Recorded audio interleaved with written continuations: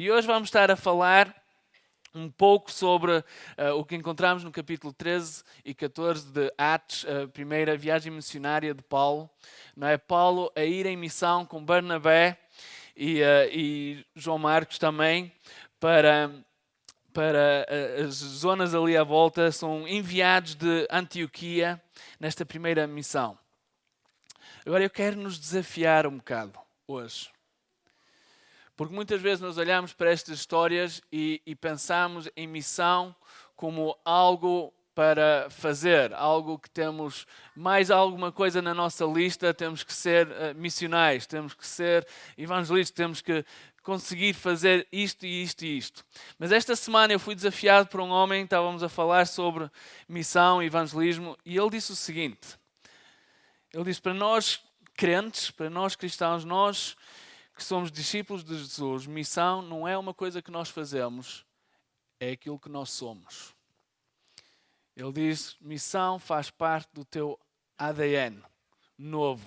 És uma nova criação, és uma nova criatura. Dentro desta nova criação que Deus fez em ti, Ele implantou missão. Missão não é algo que tu acrescentas na tua caminhada cristã, é algo que faz parte da tua caminhada cristã.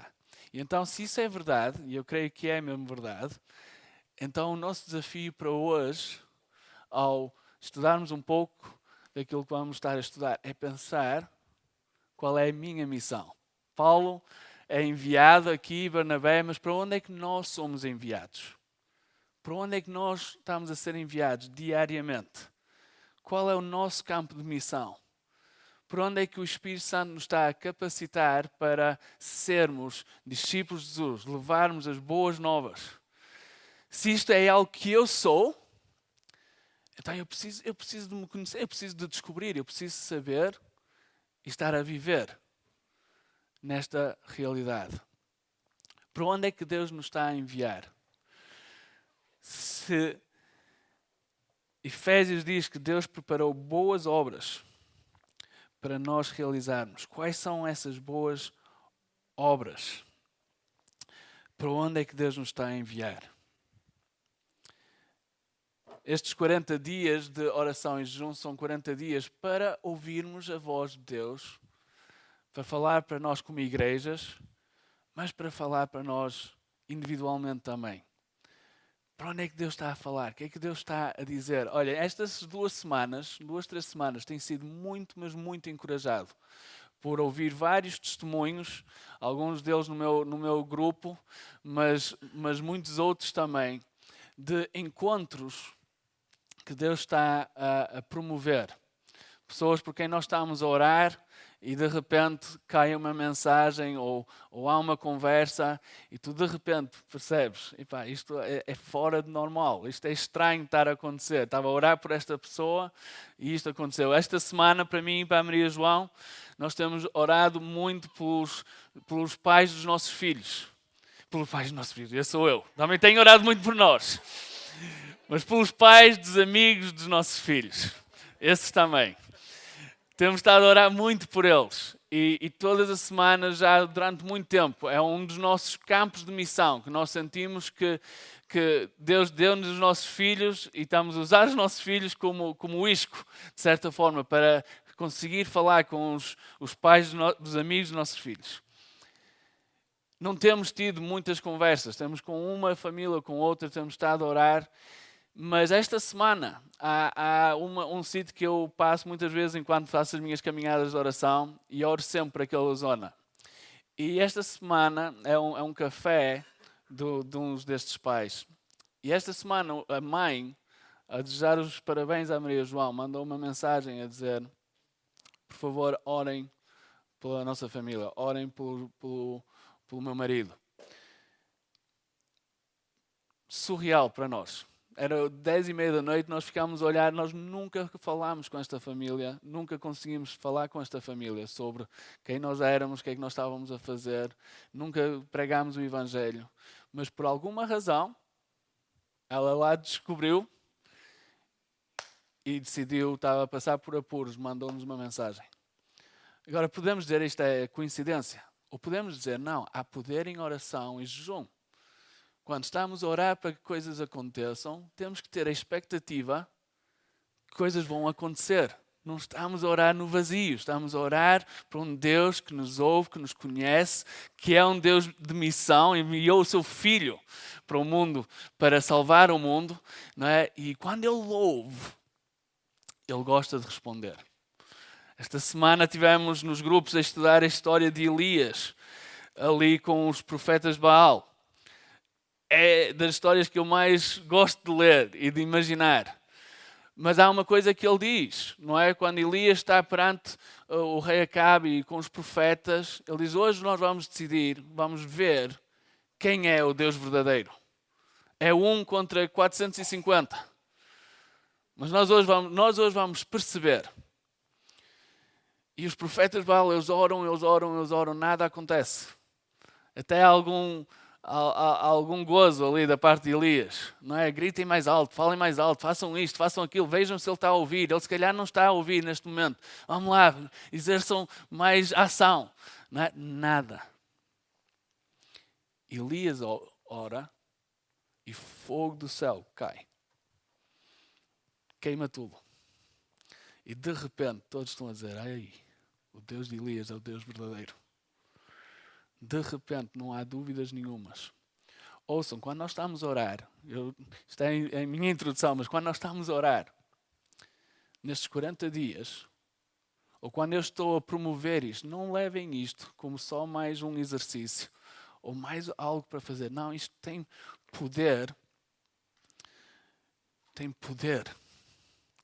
Isto faz com que o Deus Todo-Poderoso, eu estava a dizer ao nosso grupo, como é que vocês acham que Deus estava quando estava a ver a fé de Elias ali perante aqueles profetas? Deus iria estar super feliz com o seu filho, que estava ali a dizer, não, hoje vamos ver, o meu Deus é o Deus verdadeiro. Enfrentar aqueles profetas todos, a declarar. Ouçam, quando nós que somos filhos de Deus estamos a orar e a pedir ao nosso Pai para interceder sobre esta nação, interceder sobre Penafiel, sobre Matosinhos, sobre a nossa família, sobre os nossos amigos. Quando nós estamos em fé a colocar toda a nossa confiança no nosso Deus, Ele gosta de responder. Ele gosta de responder. E eu quero nos desafiar hoje a sonhar com grandes coisas. Com grandes coisas. Vamos só orar.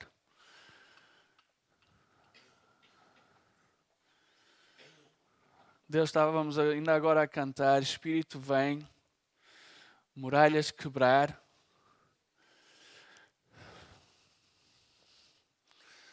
Espírito Santo, vem sobre este lugar, Senhor, esta tarde.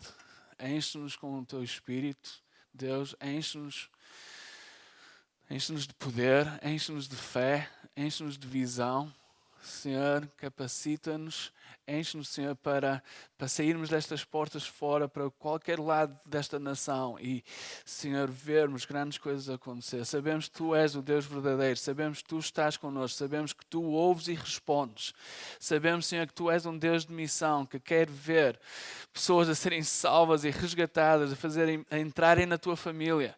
Tu enviaste o Teu Filho por isso, Senhor, e agora envias-nos a nós para pregar as boas novas. Senhor, capacita a cada um de nós aqui hoje, Senhor, a viver no potencial máximo daquilo que Tu desenhaste e planeaste para cada um de nós.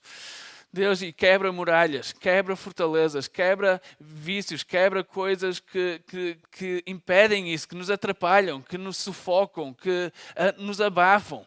Senhor, faz-nos sair daqui hoje com os olhos bem abertos para aquilo que em nós somos, como Tu nos criaste e para aquilo que Tu nos enviaste.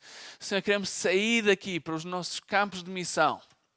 Senhor, queremos colher desta colheita que está pronta. Senhor, queremos ver pessoas salvas. Senhor, eu oro, Senhor, mesmo que movas esta tarde poderosamente. Move, Senhor, poderosamente hoje no nosso meio. Amém. Amém. Atos 13 começa com Paulo e Barnabé. Nós já falámos sobre isto, a serem enviados pelos líderes ali da igreja em Antioquia. Eles passam tempo a orar, a jejuar e depois ouvem da voz de Deus para separar Paulo e Barnabé, e depois eles voltam a orar e a jejuar, e depois eles impõem as mãos e eles enviam Paulo e Barnabé. Agora, Paulo e Barnabé, eles são homens transformados.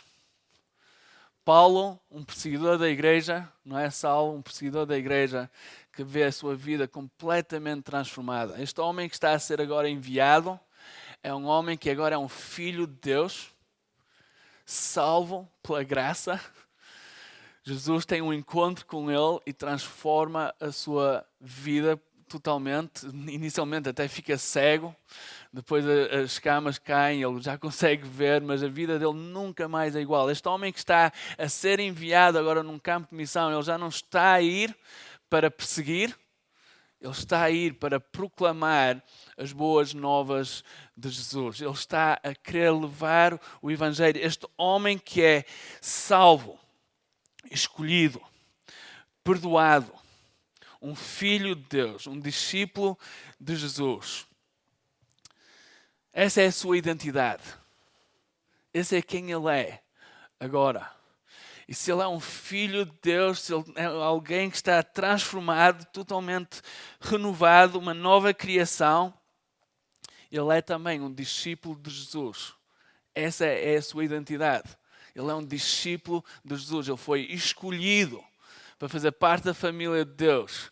E quando essa escolha vem com o chamado de Jesus. Venham e sigam-me, e eu os farei pescadores de homens. Então, ouçam, se tu já ouviste o chamado de Jesus sobre a tua vida, ouçam que vem com este chamado para pertenceres à sua família, mas vem com este convite também de sigam-me, e eu vos farei pescadores de homens. Não é somente, embora é espetacular esta transformação da nossa identidade, de sermos filhos de Deus, mas vem com um propósito, que não há propósito igual. Sabem, hoje, esta semana estava a falar com alguém e perguntei-lhe: o que é que tu fazes? E ele disse: eu faço discípulos. Eu disse: ok, eu sei. Mas o que é que tu fazes? Não, eu prego o Evangelho e faço discípulos. Ok, o que é que tu fazes? Seriamente, o que é que tu fazes? Não, eu faço discípulos. Ok, mas como é que tu ganhas dinheiro? Como eu ganho dinheiro, eu sou um canalizador. Mas ele estava muito sério a falar nisso. O que eu faço discípulos. Eu tenho que sustentar-me e para isso eu sou um canalizador, porque preciso de dinheiro para as minhas contas. Mas quem eu sou e o que eu faço, primariamente, é discípulos. Eu levo o Evangelho. Eu quero nos desafiar com isso. Pode ser um professor, estou a olhar para o letos. Não é? O que é que tu fazes? Para mim, para qualquer um de nós, o que é que tu fazes? Olha, primariamente, o propósito que Deus escolheu para ti não foi o trabalho que tu estás. Isso Ele deu-te capacidades e dons e talentos e dá-te o emprego e dá-te as valências para teres dinheiro, para poderes pagar as tuas contas. Isso Deus dá-te. Mas Ele escolheu-te para seres missionário dEle. Para ires para o campo de missão, para levar as boas novas, para fazer as boas obras, para praticar as boas obras, para que pessoas conheçam-no. O que é que tu fazes? Eu sou um discípulo de Jesus. O que é que eu faço? Olha, procuro fazer outros discípulos de Jesus. Que boa forma de nos descrever. A próxima vez que alguém te pergunta qual é a tua profissão, eu desafio-te.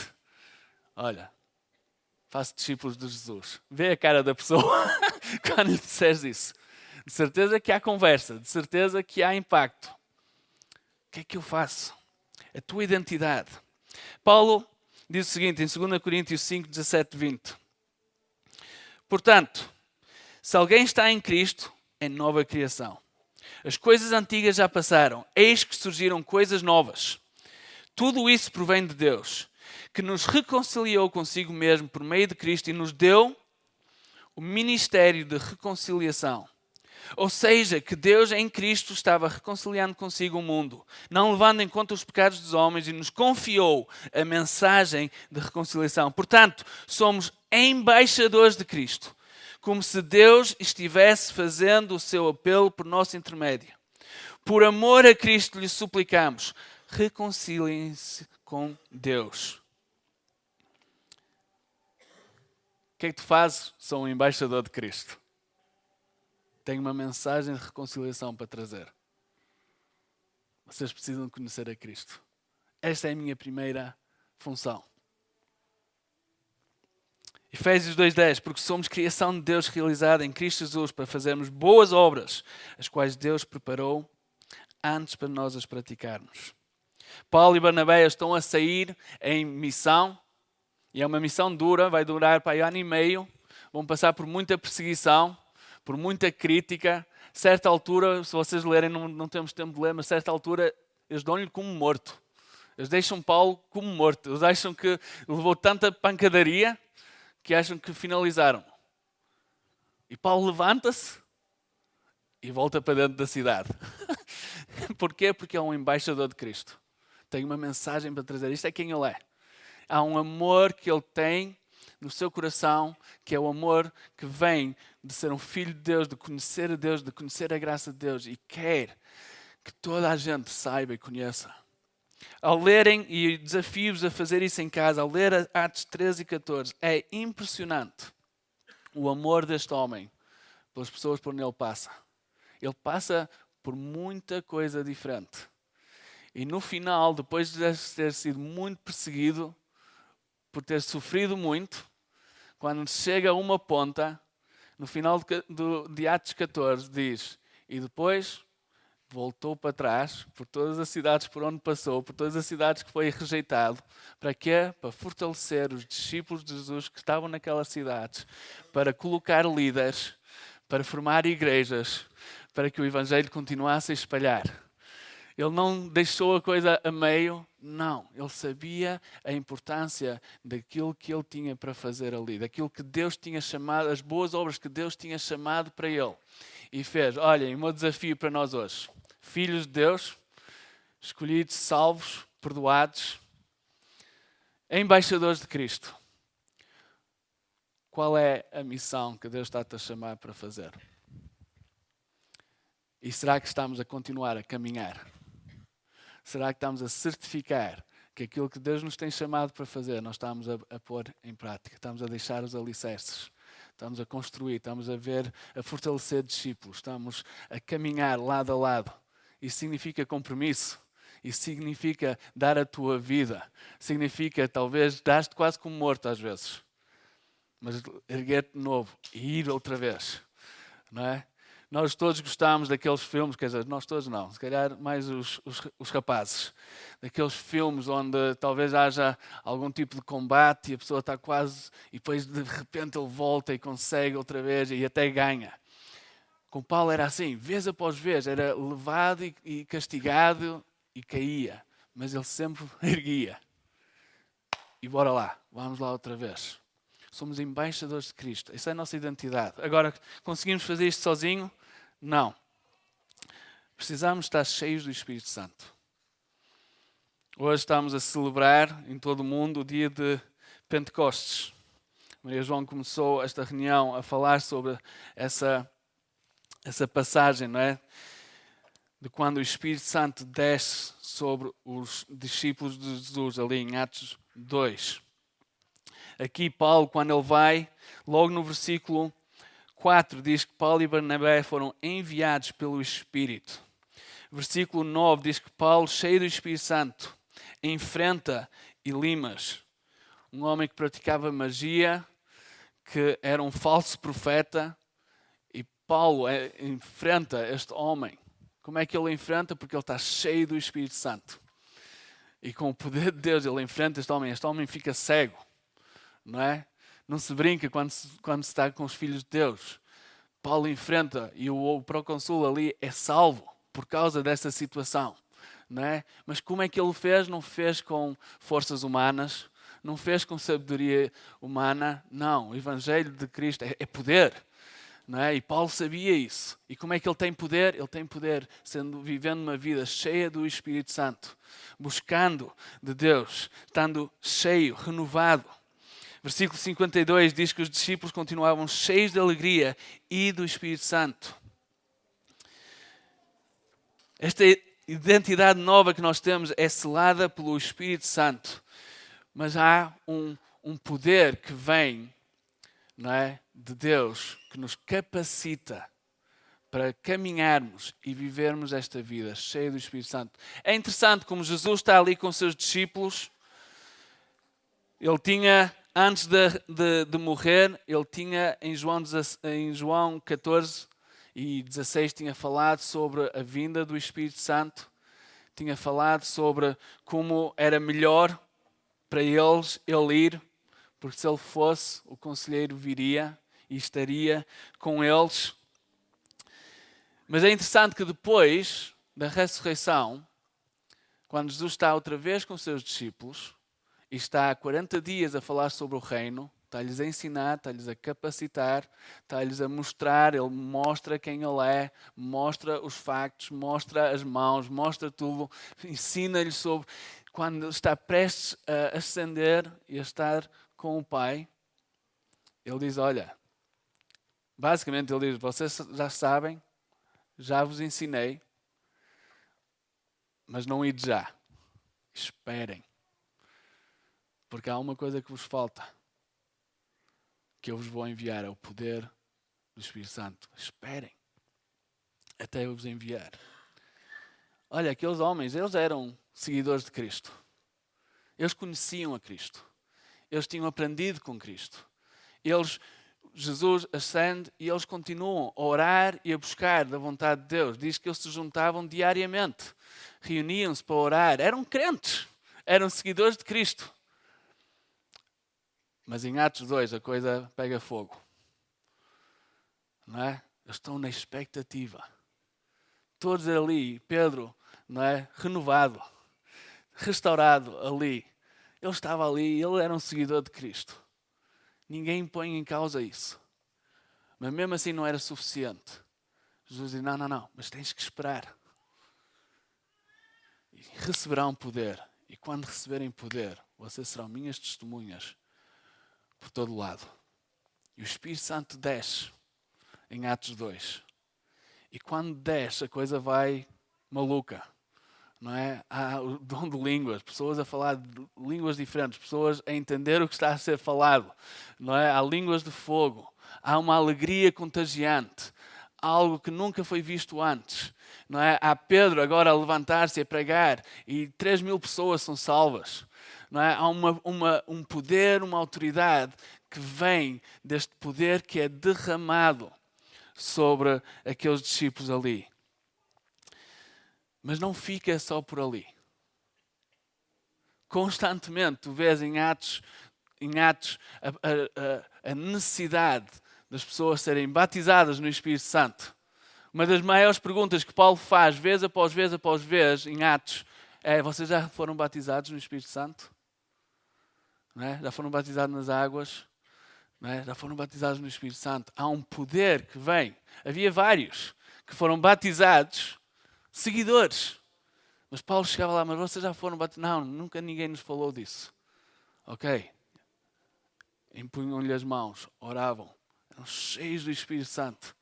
E poder vinha, não é? E caminhavam. É o mesmo ali, é o mesmo agora. Estamos na nova aliança. É para nós hoje. E hoje estamos a celebrar o facto de Jesus ter enviado, Deus ter enviado o seu Espírito. Paulo fala, se vivemos pelo Espírito, andemos também pelo Espírito. Não é uma coisa que simplesmente aconteceu e fica de certa forma na gaveta. Não. Se vivemos pelo Espírito, andemos também pelo Espírito. Somos chamados para andar e caminhar no Espírito Santo todos os dias, a toda a hora, a todo momento. Nas cartas de Paulo ele diz: anda no Espírito, viva pelo Espírito, mantenha-se em sintonia com o Espírito, seja cheio do Espírito, viva de acordo com o Espírito, deixe a sua mente ser controlada pelo Espírito Santo. Paulo está a falar de uma intimidade, de um relacionamento que é eficaz e que resulta naquele momento e sempre, enquanto ele está a caminhar. Tudo que ele faz, ele vive de acordo com o que o Espírito Santo está a guiar. Vocês vamos ver na próxima semana, em Atos 16, quando Paulo está a caminhar para um lado e o Espírito Santo fala com ele: não, é para ir para ali. E de repente todos os planos mudam. Porquê? Porque o Espírito Santo é alguém que está em missão, que está a falar constantemente. Perguntaram-me esta semana e perguntam a nós, como é que seria se todos nós acordássemos de manhã e passássemos 90 segundos apenas a dizer, Espírito Santo, o que é que tu queres fazer hoje? Como é que tu me queres usar hoje? Quais são as pessoas que tu me queres levar hoje? Deixarmos sermos guiados pelo Espírito Santo a cada dia da nossa vida. A sermos moldados pelos planos dele. A estarmos abertos para ele dizer, não, hoje o plano é totalmente diferente daquilo que tu planeaste. Hoje eu quero que tu faças isto, ou que vais para ali. Sejas guiado assim. Nós queremos e desejamos. E se somos discípulos de Jesus, devemos viver neste poder que há de estarmos em Cristo Jesus e de sermos cheios do seu Espírito Santo. E hoje eu quero orar. Se alguém quiser ser batizado no Espírito Santo, eu gostava de poder orar por ti. Somos chamados para viver dessa forma. Vivermos no poder do Espírito Santo. É a única coisa que vai fazer a diferença. Não é discursos bem construídos. Não, é o poder que vem do Espírito Santo no meio de qualquer situação. Sabe, nós estávamos no meu grupo, no nosso grupo missionário, nós estávamos a orar por várias pessoas que estão muito doentes. Muito doentes. Amigos, contactos nossos. O desafio é enorme. Quando nós ontem estávamos a falar sobre isso, estávamos a falar sobre os desafios e estávamos a perceber que, humanamente, há muito pouco que nós podemos fazer. Muitos deles já estão em situações críticas. O que é que nós podemos fazer? Humanamente, nada. Mas espiritualmente, temos um Deus que age, que tem poder, que nos desafia a orarmos e a falarmos e a pregarmos o Evangelho. E como é que eu vou fazer isso? Vou fazer isso no poder do Espírito Santo. Vamos orar e juntar-nos com amigos que estão a ir falar. E enquanto um está a ir falar e orar, estamos nós por trás a orar também. Não é? A pedir que o Espírito Santo mova, que haja poder, que haja sinais e maravilhas. Quando estamos a passar 40 dias de oração em junho, eu espero que nós possamos estar a orar por curas e milagres.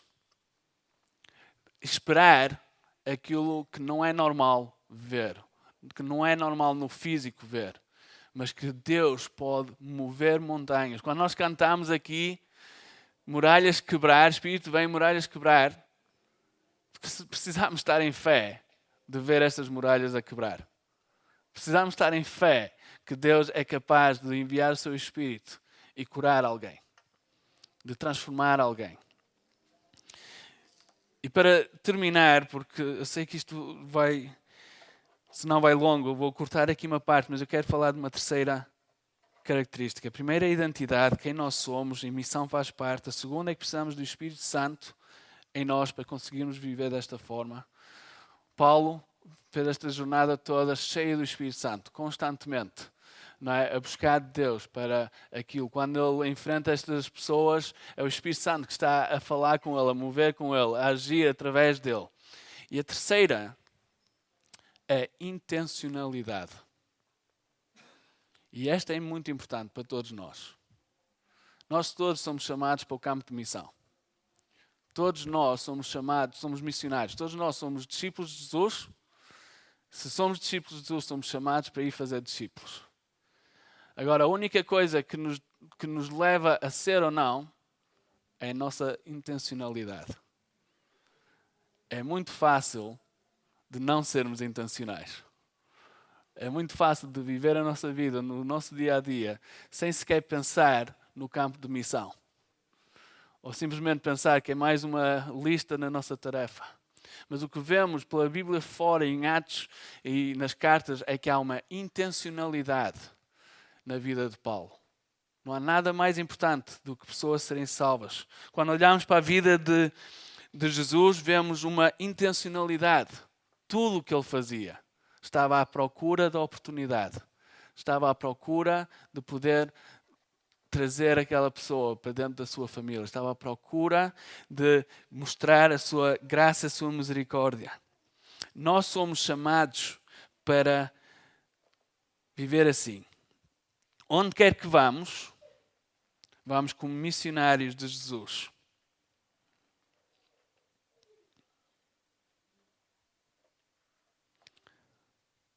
Onde é que estão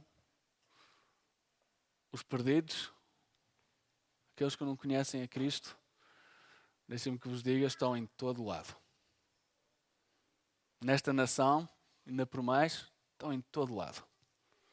Tu vais sair daqui hoje e muito provavelmente até chegares a casa vais passar por vários. Hoje estava a caminhar pela cidade em Penafiel na nossa caminhada de oração e estava a ver, e até mexeu comigo, estava a ver muitos idosos a sair das igrejas. E deu-me um aperto no coração de pensar, muitas vezes pensamos nas gerações mais jovens, da necessidade de ver as gerações novas a serem salvas e precisamos. Mas na realidade, para muitas daquelas pessoas, elas são as que estão mais próximas de viver uma vida eterna sem Cristo. Um inferno. Estão por todo lado. Não há rua, não há café, não há escola, não há fábrica, não há lugar nenhum nesta nação onde não tens pessoas que precisam de conhecer a Cristo. Não temos desculpa. Às vezes dizemos, não há oportunidades. Não há oportunidades, há muitas. Precisamos ser intencionais. Precisamos de viver como este é o último dia. Precisamos de querer trazer as últimas palavras, porque podem ser as últimas palavras para aquela pessoa. Precisamos de ser intencionais na forma como nós vivemos. Todos os relacionamentos que temos com as pessoas perdidas deve ser uma oportunidade para amá-las e servi-las em palavras e ações. Todas as oportunidades, todo o relacionamento que nós temos com as pessoas perdidas devem ser uma oportunidade para amá-las e servi-las com palavras e ações. Como é que isso muda o teu dia de trabalho amanhã? Quando vais estar cercado de pessoas que não conhecem a Cristo. Todas essas pessoas tens que pensar que é uma oportunidade de poder amá-las e servi-las com palavras e ações que demonstram Cristo. Que façam com que elas venham conhecer a Cristo. Ou pelo menos conhecer mais uma nova faceta de Cristo. Como é que isso impacta o teu dia a dia com os teus vizinhos? Sabem, ouvi uma história de alguém um amigo meu que mora na América, numa parte muito, muito complicada na América, onde todos à sua volta são drogados, muito, muito viciados. E Deus chamou para levar, tem uma família de 5, o mais velho acho que é da idade do Johnny, 15 anos, todos os outros mais novos. Deus chamou para ir viver no meio daquele bairro. E ele levou a sua família. Agora, a casa ao lado cultivam marijuana. Não é? Tem um campo enorme. Diz ele que eles chamam a casa da festa, porque há festas todos os dias. Estão sempre lá pessoas. A casa à frente tem uma família que são muito viciados em droga, o casal. Numa das atividades uma das festas que estava a haver ali na rua, Deus desafiou-os a irem a participar dessa atividade com aquela família que morava à frente. E ele disse que ele lutou 3 vezes com Deus, porque não queria envolver a família dele com aquelas pessoas. Mas Deus disse, não, eu quero que tu faças. E ele foi com essa família. Diz ele que acabaram o evento, chegaram a casa e passaram muito tempo, ele e a esposa, a pensar, o que é que nós acabamos de fazer? Acabamos de colocar os nossos filhos numa realidade que eles não conheciam, traumática. Foi a situação mais surreal que ele alguma vez viveu. Passado 2 semanas, eles estão a sair para ir para a igreja e a mulher está no jardim desamparada. Eles passam por ela e eles recebem uma mensagem dessa senhora a dizer, vocês são do povo que ora? Nós somos. O nosso filho ontem teve um acidente muito grave e está ligado às máquinas, prestes a morrer. Será que vocês podiam ir orar por ele? primeiro contacto evangelístico com esta família. Foram para o hospital para orar para este miúdo. E nada acontece, infelizmente. O miúdo morre ali naquela noite. Voltam para casa, conversa não desenrola. O que é que este homem faz? Este meu amigo chama todos os amigos dos diferentes grupos existentes lá e diz: olha, isto aconteceu, eu gostava que nós pudéssemos amar e apoiar e suportar esta família. Que tal, durante 6 semanas, oferecermos todas as refeições? Um de cada vez vamos e damos comida para aquele dia. E quando chegarmos lá, simplesmente dizemos que os amamos, que estamos a orar por eles, estamos a apoiá-los naquilo que eles precisarem. Fizeram isso durante 3 semanas. À terceira semana, esta mulher veio bater à porta e disse: eu preciso saber o que é que está por trás de tudo isto. Porque eu não consigo entender como é que vocês e estas pessoas conseguem me amar e mostrar este amor, mesmo sem eu os conhecer, sem ter feito nada para merecer. Eu preciso de perceber o que é que está por trás disto. Puderam falar de Jesus. Aquela mulher entregou a vida a Jesus naquele dia. Uma semana depois, a filha mais velha entregou a vida a Jesus. No meio de um desespero incrível, que suponho que seja, não é perder um filho. Mas aquela família de crentes, de filhos de Deus, demonstraram amor, apoio, graça e o amor exuberante de Deus por aquela família. E viram salvação. Cada oportunidade que nós temos como pessoas que não conheçam a Cristo é uma oportunidade para nós mostrarmos amor, para mostrarmos graça, para mostrarmos Cristo. E não podemos levar cada oportunidade como garantida. Não sabemos o dia da manhã. 2 Coríntios 5, 17, 20 diz o seguinte. Não é essa nada. 1 Coríntios 9, 19 diz o seguinte. Porque embora seja livre de todos, fiz-me escravo de todos. Isto é Paulo a falar. E ele fez várias viagens missionárias, mas isto é que ele fala em 1 Coríntios 9, 19. Porque embora seja livre de todos, fiz-me escravo de todos, para ganhar o maior número de pessoas. Tornei-me judeu para os judeus, a fim de ganhar os judeus. Para os que estão debaixo da lei, tornei-me como se estivesse sujeito à lei, embora eu mesmo não esteja debaixo da lei. Para os que estão sem lei, tornei-me como sem lei, embora não esteja livre da lei de Deus e sim sob a lei de Cristo. A fim de ganhar os que não têm lei, assim, a fim de ganhar os que não têm lei. Para com os fracos, tornei-me fraco, para ganhar os fracos.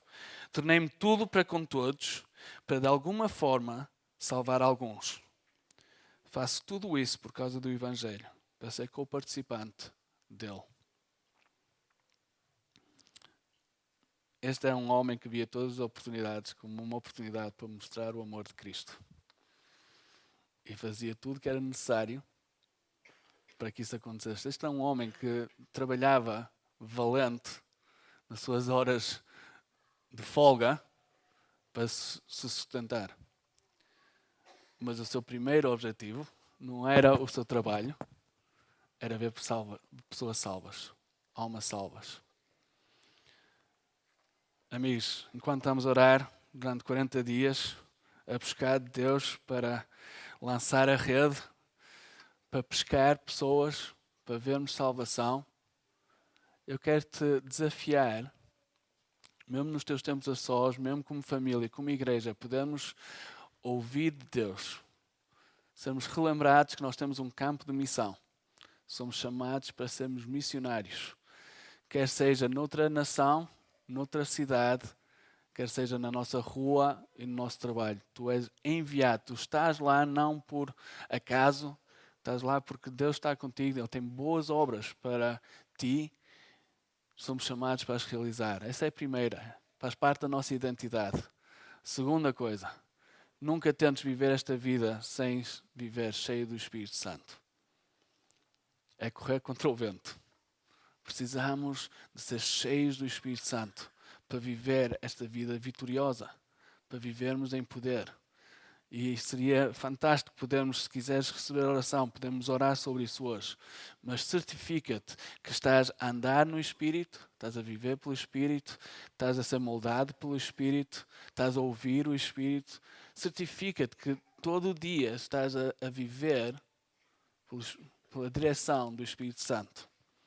Nas conversas que estás a ter, nas decisões que tens que tomar. Certifica-te que estás alinhado. E a terceira, está-me a faltar a palavra, ser intencional. Vive cada segundo da tua vida intencionalmente a querer ver pessoas salvas. Tudo o resto não precisa ser tão intencional. Mas vive intencionalmente para ver pessoas salvas. Aproveita cada segundo para pregar as boas novas de Cristo. Quem sabe, a pessoa por quem está a passar pode ser a última vez que a vês. Tu queres que ela conheça a Cristo. Queremos resgatar pessoas do inferno. Então vamos só orar.